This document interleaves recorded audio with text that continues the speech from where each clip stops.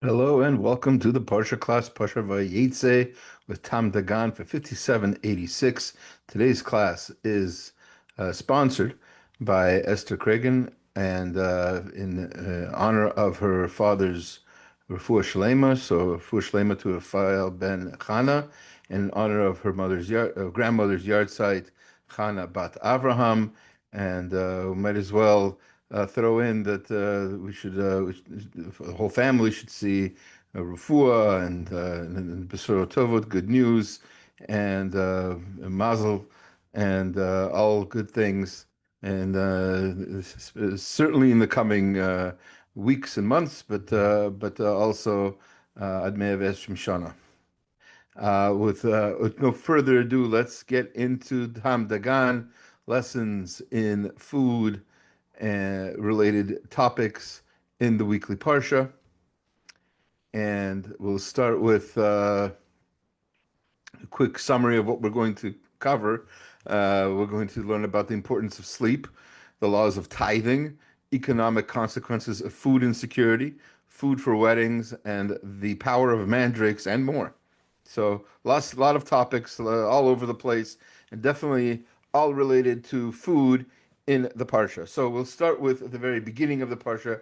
Yaakov is escaping his family, his family. He's escaping his brother Esav, who wants to kill him. Listening to his parents, who told him to go out and find a wife, and he's on his way to his mother's brother's family, to Lavan in Haran, and he goes to sleep, and it seems he fell asleep in the place where the Beit Hamikdash would eventually be built. It says V'yikat Yaakov. This is chapter 28, verse 16. V'yikat Yaakov Mishnato. He woke up from his sleep, Mishnato, from his sleep. V'yomer, and he said, Achein yesh Hashem b'makom hazeh. I see that Hashem is in this place. V'anochi lo yadati, and I did not know. So the rabbis point out that there's a similarity in the word mishnato, from his sleep, to the word mi mishnato, from his Mishnah learning. So what's the connection? They don't really explain. So when someone sleeps with the pure intention that the sleep should be for the purpose of better serving Hashem, that sleep itself becomes a fulfillment of a mitzvah. This is because a person is supposed to direct all of one's actions, the eating, sleeping, all of our normal physical human actions can be devoted to Hashem and can become holy like that.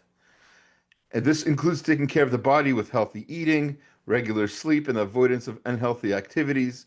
Yaakov's sleep fulfills this to such a degree that his sleep is equal to Mishnah learning.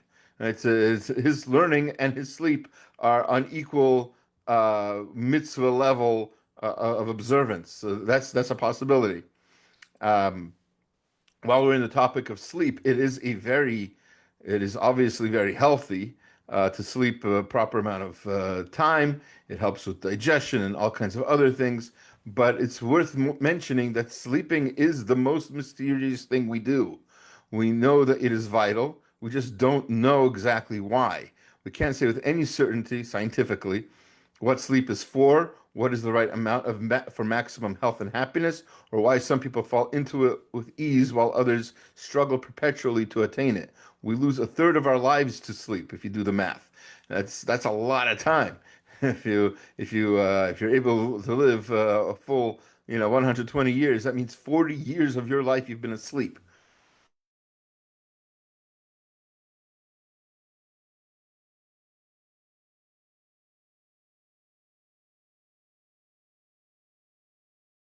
So it's not exactly clear what is happening during sleep. What we do know is that it's a kind of like recharge of the body, and it allows a lot of things to happen.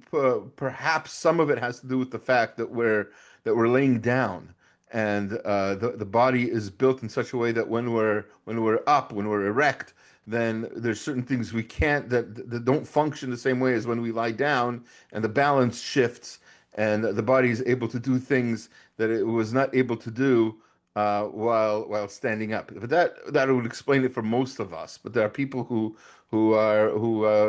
work laying on their stomachs or on their backs, if they're mechanics or something like that. So it doesn't totally answer the question, but there are theories. And certainly, sleep is important. Sleep is also important for diet and health. A lot of our digestion happens more effectively when we're sleeping, and especially when we're sleeping the right amount of time that we need. How much that is, it depends on the person, but everybody should know for themselves how much sleep they need to function at their peak performance, and that's how much sleep they should be getting, al pi halacha.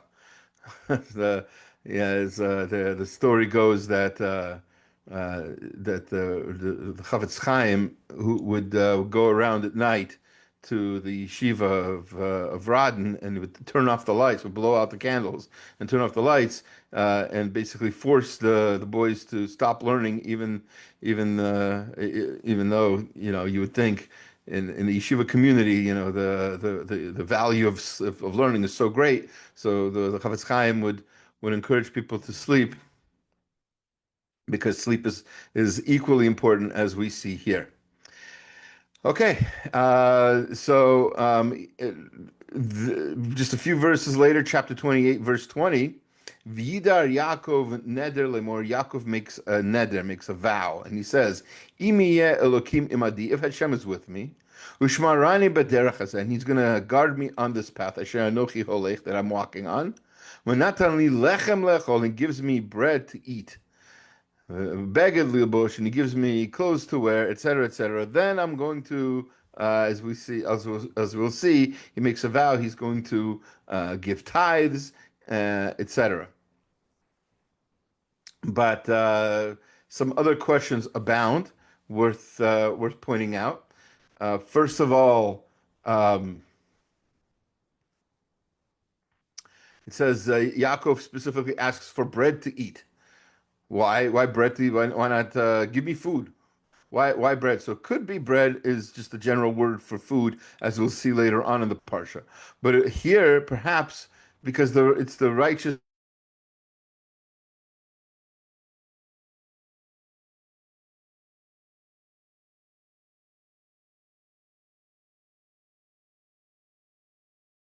person's portion in the world to come. Also, bread is no good without the ability to digest it, and that's what he's asking for. He's not asking just bread to eat. He's asking for other things too, the basics for health. So Yaakov is asking for good health, good internal health as well. A righteous man will always have bread and not be forsaken. Let's change that to be more pluralistic here. A righteous person will always have bread and not be forsaken. As the great singer says, I was young and also aged, yet I have never seen the righteous ignored, nor the person's children begging for bread. Although Chazal teach that someone who requires buying bread on a daily basis does not have peace of mind, Yaakov is different. He's asking for bread. He's asking for bread on a daily basis. So is he asking to not have peace of mind? No. For most people, if they're going to be there's going to be some sort of insecurity. They're going to be in doubt whether they're going to have food to eat. So he had complete faith. He knew Hashem was going to give him whatever he needed. So as long as that happens, all he's asking for again is the minimum, to have bread to eat. Okay, 2 verses later, he says he's continuing. He speaks about Evan Hazot, and this stone. Which stone? So there's a question. There's opinions that this was the foundation stone, the corner of which sticks out, and is the foundation of the Beit Hamikdash. Okay, that's worthy of a discussion. But on that same stone, Asher Samti Matzeva, he set up a pillar there. Yeah, Beit Elohim. This is going to be a house of Hashem. V'chol asher titein li, aser asrani loch. Whatever you give to me, I will give you eser, tenth. In other words, I will take tithes. The whole mitzvah of tithes of taking 10% includes taking 10% from everything, even food, which, by the way, is evident from a story we mentioned in a previous. Um, uh, one moment.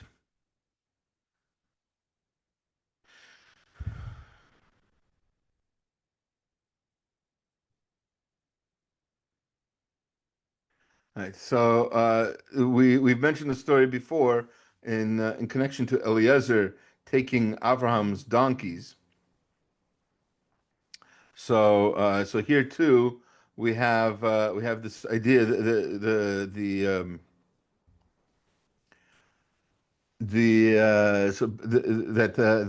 there were certain rabbis whose donkeys would not eat non-kosher food. Part of what they wouldn't eat um, um, they wouldn't eat food that wasn't tithed properly. So they apparently were sensitive to that as well. And uh, that being the case, looks like it looks like tithing can affect the spiritual quality of the food. Somehow the animals would recognize it, would sniff it out, would feel it, right? So they can be sensitive to this, to the status of the food, making the food obligated in Maser. So, by the way, the when is food obligated in Maser? So, again, this is a mitzvah really for Eretz Israel nowadays, and what the when the food is gathered together, harvested, you make a pile of it. 10% of that, once it's processed, once it's gone through all of the processing that it needs to be edible, at that point you have to take maaser from it. And we know that the it's really just the end of the process that where you perform this. So the same thing, by the way, the Gemara learns out is true for wine. For wine also has to have some sort of Jewish uh, participation in the making of it. And the concern is, let's say wine in a winery was completely processed, almost completely processed by a non-Jew. Is it now not kosher? Is it not Jewish wine anymore? And the answer is wait. See, is it completely done, or is there anything left in the process that a Jew can participate in? And if so, so that's good. And then once he participates, that makes it um, that makes it so that it is now kosher. So that we have again connection to kashrut, to food, to maser, and it happens to be he uses the word as we mentioned aser esrani, which is a double form of the verb maser, right? Aser esranu. Um, by doing that, Yaakov promises to tithe everything twice. So that is possible. Also, there's such an idea. If a person chooses, they can take tithes twice, but it's twice from or in other words, it's 10% of the original amount, right? If you had I don't know 100 kilograms, right, of wheat, right? And you've processed it into, at that point, you would take 10% of that, so it should be 10 kilograms. And then if you're doing it twice, you would take 20 kilograms, not not 10% from 90 kilograms, right? Not nine, but the full 10 twice. And that's called chomesh, 1/5, which is a way to take maser as well, especially if you have a lot, or if it came to you easily, then your Chazal encourage people to take chomesh instead of maser. So here, that's what he's saying. That's why he says it twice, according to the Orach Chaim. However, since Yaakov's vow regards food and property he doesn't yet possess, right? You can't promise to do something with something that doesn't exist yet. So it doesn't really begin until when? Until he actually finally reaches his father's house, like he says in the vow. We skipped that line, but that's part of what he says, that when he reaches his father's house, he'll do all of this for Hashem. That's what Chaim Kanievsky says. Okay. Then we get to the next chapter. V'yisa Yaakov Raglav. He lifted his feet, otherwise known. He started on his journey. Vayelech, and he walked Arza B'nei Kedem, to the land of the people of the east. Okay. The literal translation of this verse is Yaakov lifted his feet. What does that mean, that he lifted his feet? Well, says Orach Chaim, he had nothing else. He didn't have. He didn't lift his bag. He didn't have a bag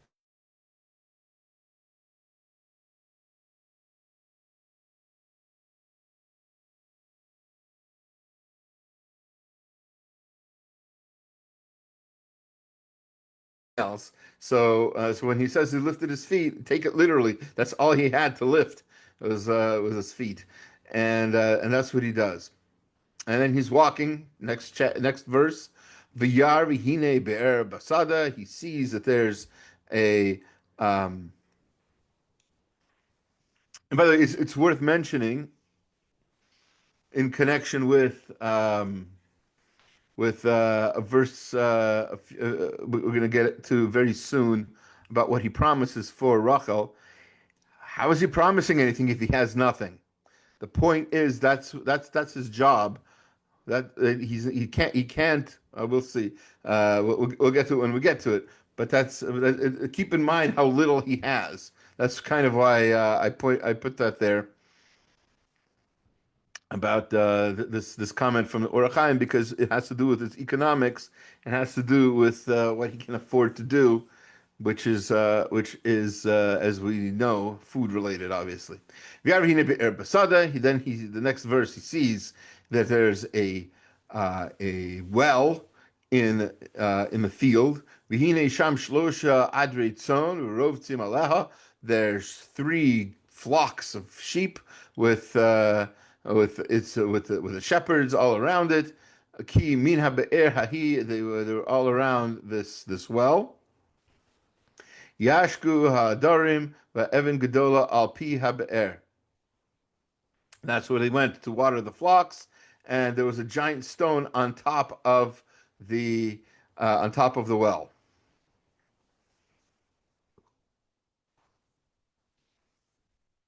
Now you have to realize, and then they explain later on when he asks them why they're sitting around not doing anything. They say they're waiting for everybody to get together to get this giant stone off the well. Now, why do they have to wait for everybody else to get there? Because it was too heavy for even three shepherds to lift. It was a very, very heavy stone, and you have to wonder, why did they do that? It was self-imposed.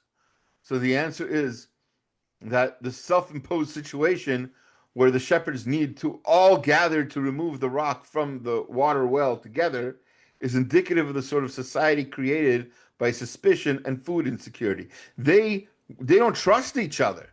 They're worried that the other group is going to get all the water, and then they're not going to have any. So if you're going to live in that kind of lifestyle, so you have to create systems to prevent yourself from losing out in the from losing out in uh, in water and in food, and obviously that's not an ideal situation, and yet here they are, and you have to ask yourself, why did they do that? Why is that the situation? And it's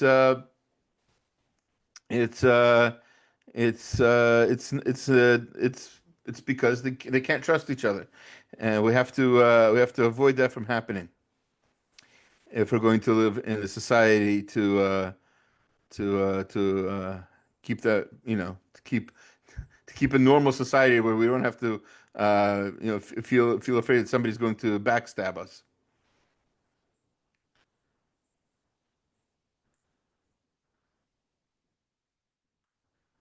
Um, okay.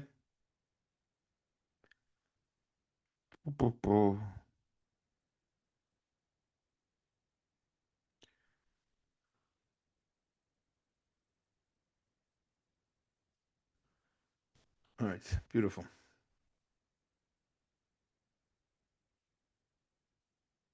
Okay. Um, Okay, and he says to them, "Vayomer lahem." The next is it the next verse? No. So it's chapter 29, verse 6. Vayomer lahem. He says to them, "Hashem, Hashalom lo." He asks them, "Is everything?" He's talking about. He's trying to figure out more about his potential future father-in-law, Lavan. That his mother told him to find a wife from her brother's family. So he says to them, "Vayomer, and do you know him?" They're like, "Yeah." And then he asks them, "Vayomer lahem Shalom lo." Vayomer Shalom. And then he asks them, "Is everything okay with him?" They say, "Yeah, everything's fine." V'hine Rachel bito ba im hatzon. And they say, "Look, his daughter Rachel is coming with the sheep."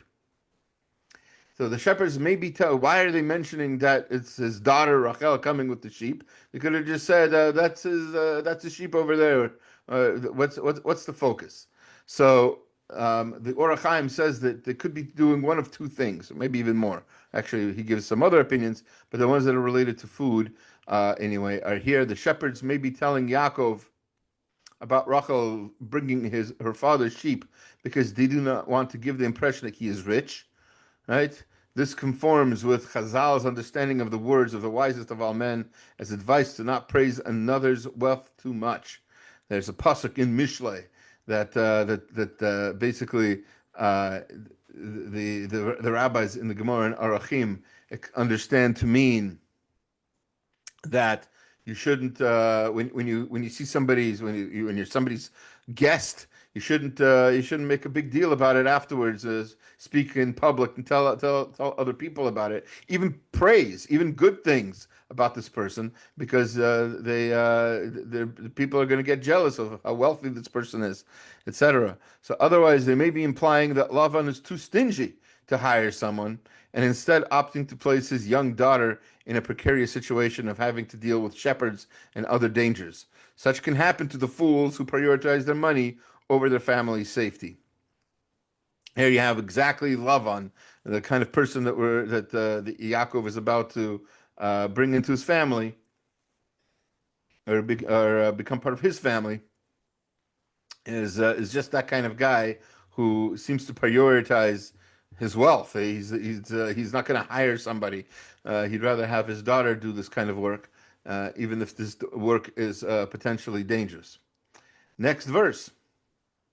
Vayomer, Hein od hayom gadol, and he said to them, the day is still long. Gives them rebuke.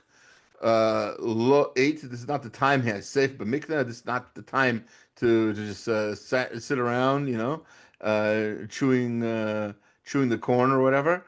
Hashku hatzon luchu ru'u. Go water the sheep and go and feed them and take care of them.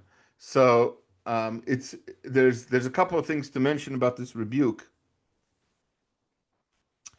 Uh, one thing I often repeat, and I probably already said this in a previous Parsha class, but my Rebbe Rav Kokas would point out that throughout this conversation, the shepherd's responses are always very curt. Yes, no, no, no, yes, yeah, So they're not really talking very much. But here is for the first time, the previous verse, as we just saw, they said more. They volunteered information they weren't asked. They said, "Oh, by the way, that's his daughter over there coming with the sheep." And immediately after that, we have this rebuke that Yaakov is giving to them. It's very important. We have a halacha that we're supposed to rebuke people when they're doing something wrong. But we also have this idea that we're not supposed to stand over someone's blood. This is the same verse that tells you to rebuke somebody, also tells you not to rebuke somebody if they're not going to listen to you, if you're just going to make them upset with you. So the only time that you can give them rebuke, we learn, is when you have pretty good reason to expect that they will listen to you. So what Yaakov imagined at this point, he seems to have been right. They didn't seem to take his rebuke too negatively. Uh, it seems that Yaakov was waiting for this sort of opening in the conversation where they would start to relate to him as another person and take him seriously and speak to him not just curtly like yes, yes, no, no, but like actually engage in conversation. Only at that point did he feel comfortable enough to give them rebuke, because maybe they would listen to him at this point. And why is he rebuking them at all? So he feels the need to rebuke the shepherds because he feels sorry for the animals that are being deprived of watering, that they're thirsty, and they're just standing there around. Obviously, animals are conditioned, right? So here's these animals at the place where they're supposed to get their water, and they can't get their water. And he feels for them, as we should. We're not allowed to be cruel to animals.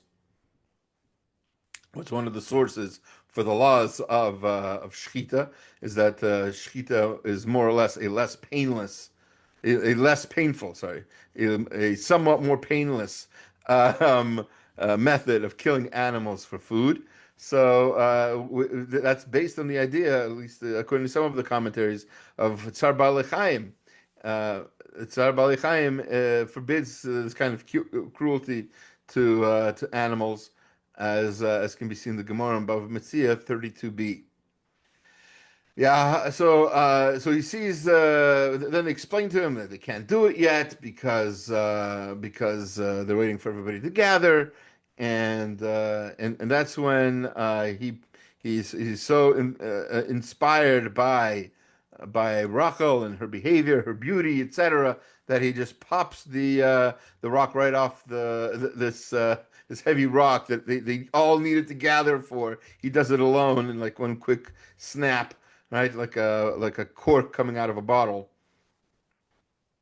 And then he goes to Lavan's house, and it says, chapter 29, verse 18, V'yahav Yaakov et Rachel, he loved Rachel, V'yomer avadcha sheva shanim berachel pitcha hakatana. And he says to his father-in-law, his future father-in-law, he says to Lavan that I will work for 7 years for your younger daughter. So Lavan, of course, agrees, and therein lies his first act of trickery between him and Yaakov. Sforno points out that there's a halacha. It's a real thing. It's mentioned in Yevamot that a man should not marry a woman until he can provide her with food and shelter. If he's so financially insecure that he can't even feed his wife, that he should not be getting married. And here he is, Yaakov, and this is what we were saying earlier. That's what he is. He's literally the only thing he could lift up was his feet, right? He's so poor. He is beyond poor. He's a metaphor for poverty at this point. He's a poster child. So how is he getting married? How is he asking for anything? And that's what this was. This was a deal, says Sforno. Lacking funds, Yaakov's agreeing to work for Rachel was meant to act as a dowry to her father. This way, he's affording he gets a job, and he's able to now afford to actually get married. So, which is in following with the halacha.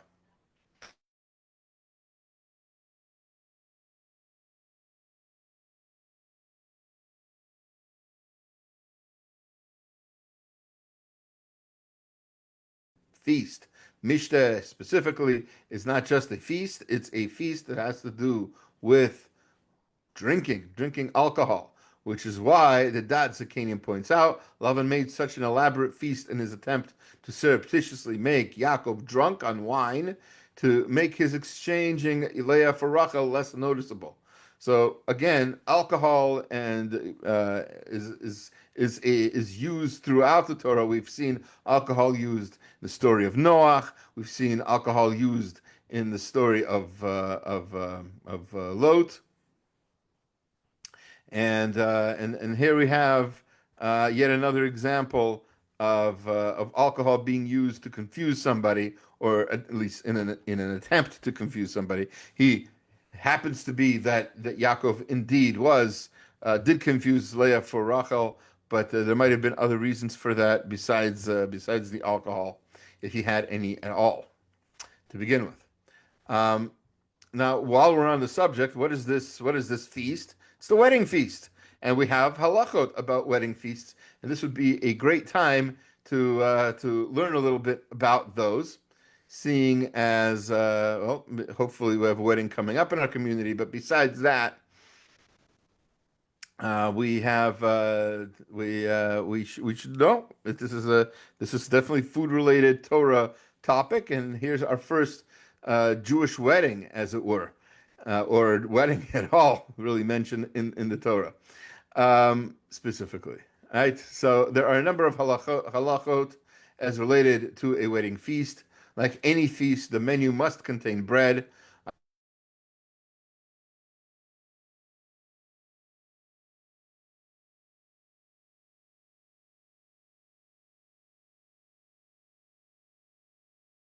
It doesn't have meat and wine, you can still have a wedding feast as long as there's bread. There needs to be bread.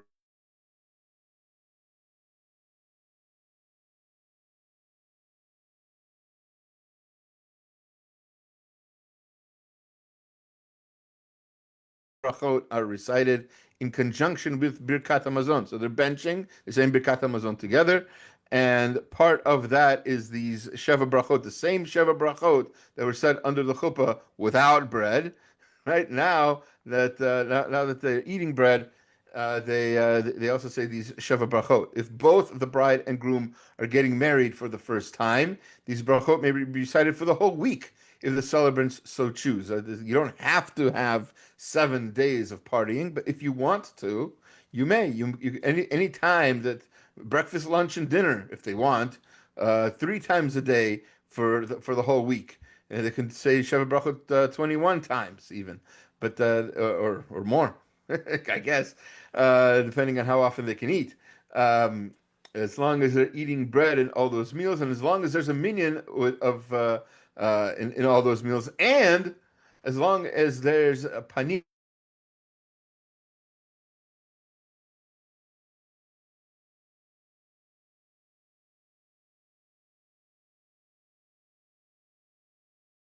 at least one person like that, except for the Shabbat meal. It's been said that the Shabbat is so special that any one of those 3 meals can have Sheva Brachot.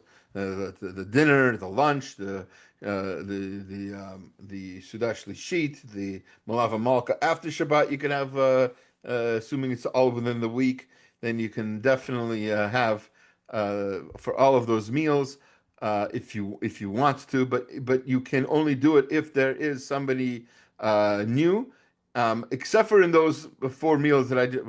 I don't know about. I take that back about Malava Malka. I'm not sure whether you need panim chadashot for that, but you don't. You do not need panim chadashot for any of the Shabbat meals, for the lunch or for Sudash Lishit or for the dinner Friday night. You don't need because Shabbat itself acts as a quote unquote new face. Panim Kadashot means new um, new wedding guest. Um,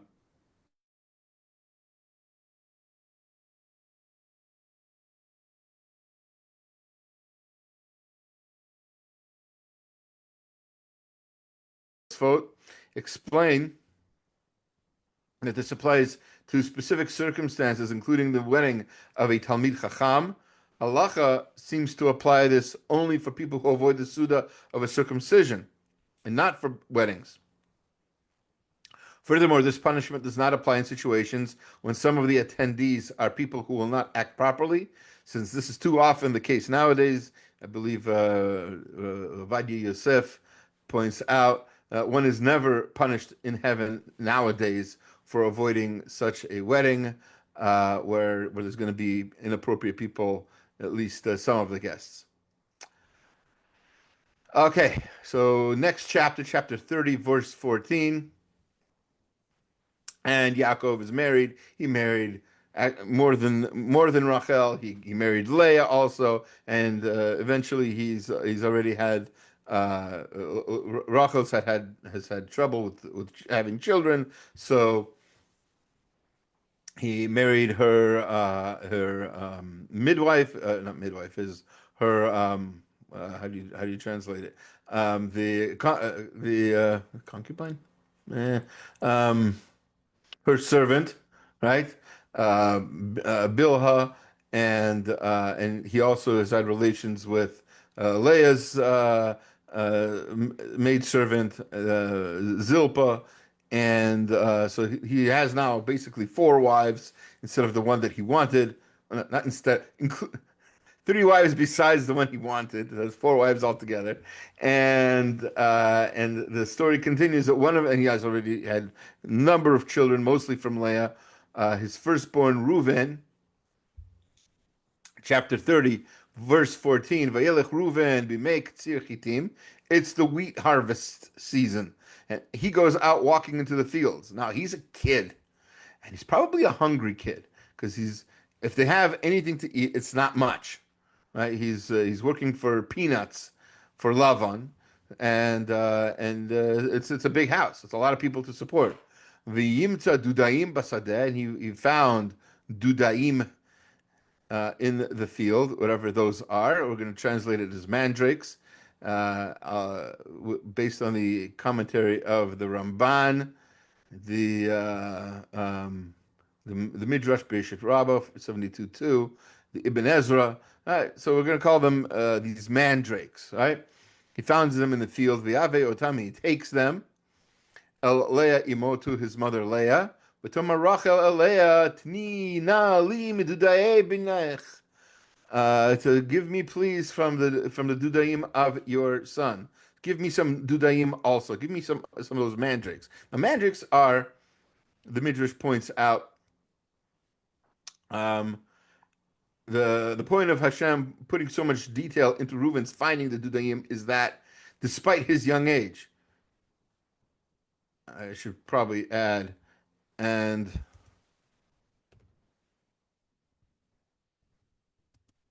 assumed poverty, he knows how to respect the property of others, and he gathers these seeming worthless weeds when he could have taken wheat. Right? There's actual wheat. This is the wheat harvest. There's wheat everywhere. He could have like gathered some up and brought them in, but it's not his. So he's been taught at his young age. He knows not to do that. Although it is not completely clear how they work, Duday, and this is the Ramban writes, medically speaking, he's looked into the books, the medical books. He was a physician. He looked into the books and he couldn't find what they're supposed to do. The Ibn Ezra can't imagine these quote unquote cold, whatever that means in their parlance, right? These cold plants somehow helping with fertility, but regardless, Dudaim seem to have medicinal properties facilitating fertility. It seems to be uh,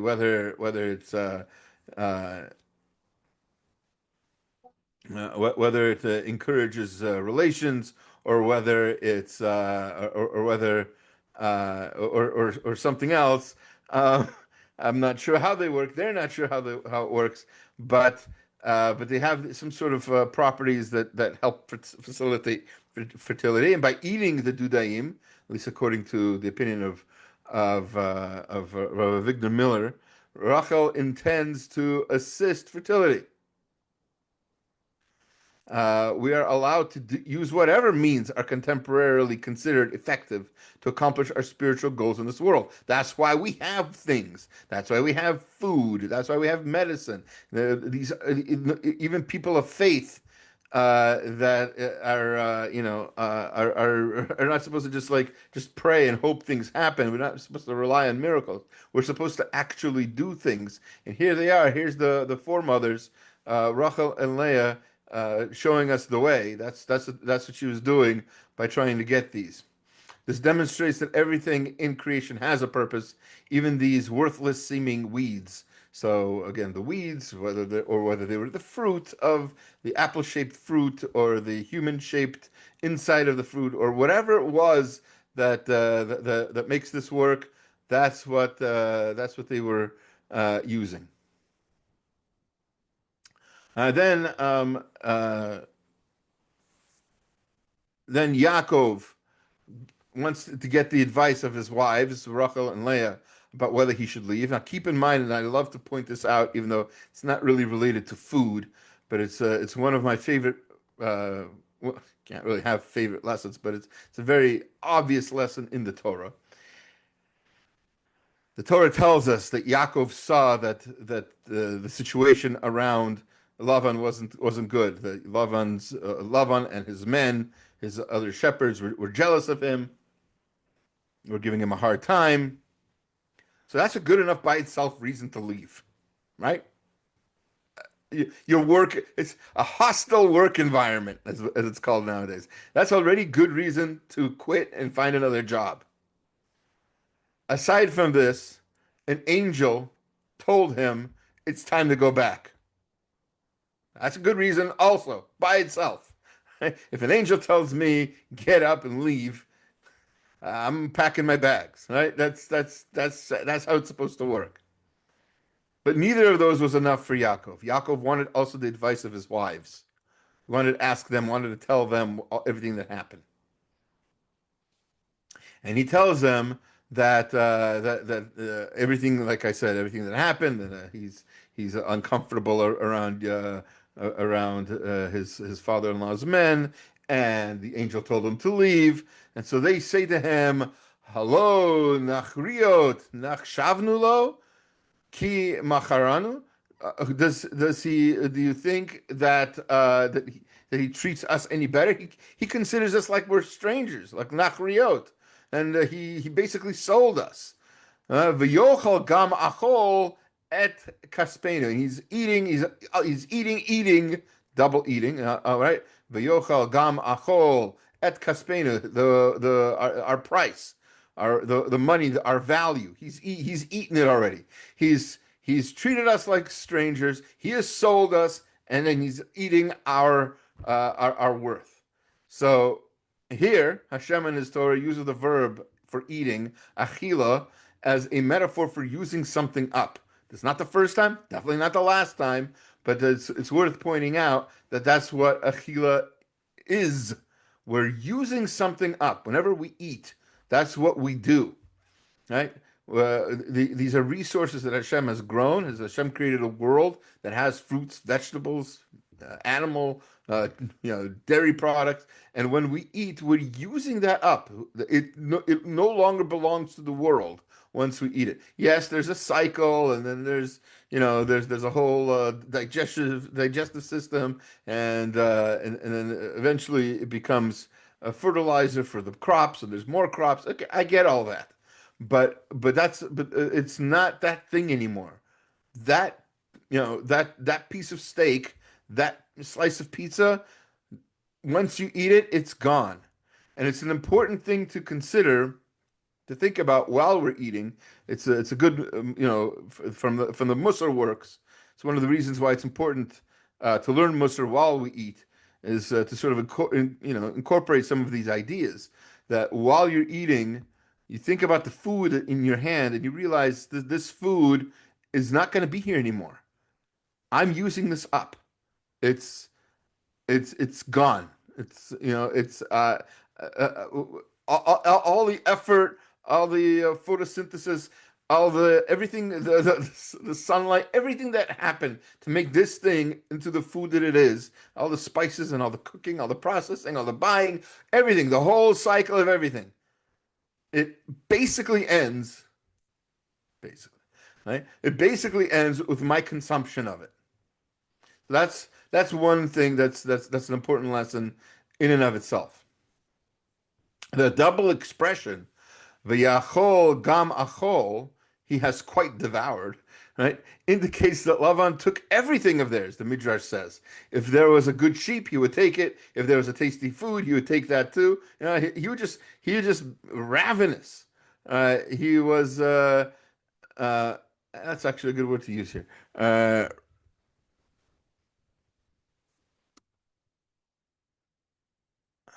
It'd be good if I could spell it right, don't you think?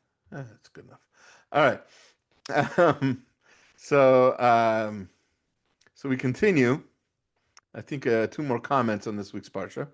Uh, so eventually he leaves, and Yaakov tracks him down, and they make a pact that they're not going to bother each other anymore. And V'yomer Yaakov le'achav liktu avanim. He says to his brothers, which are actually Chazal tell us they were actually his sons. What does he tell them? V'yiku avanim V'yasu gal, take stones and make a heap. V'yochlu sham al hagal, and that's and they made what? Yeah. Liktu avanim, take stones. Vikhu avanim, they took stones. V'yasu gal, and they made a heap. They made a pile. I like that word better for no reason. V'yochlu sham, and that's where they ate. Al hagal, near the pile.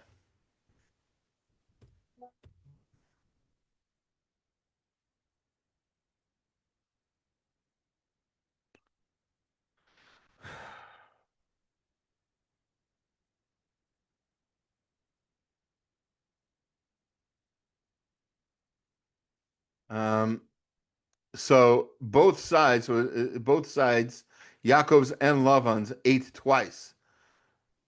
This is from the Ramban. Right? Um, the first time they ate from one loaf of bread is a sign of affection. That's something people did, and the American expression they broke bread, right? And it's something we've seen earlier in the Parsha, in the Torah. We've had um, Avimelech and Yitzchak, and ate to sort of solidify a covenant of some sort. We said last week also with regard to the soup that Yaakov and Esav ate after Yaakov took after after Esav sold him or gave him the birthright. The soup was not a payment for the birthright. The soup was a meal that they had together. Then they ate a larger meal to celebrate the new covenant. That's something different. So the uh, the bread was as just a sign of affection that they recognize each other's relationship as father-in-law and son-in-law, etc. And that they're still family. Thanksgiving meal or whatever. And then the other meal that they had was an actual deal that they were again solidifying with this food. All right, and finally,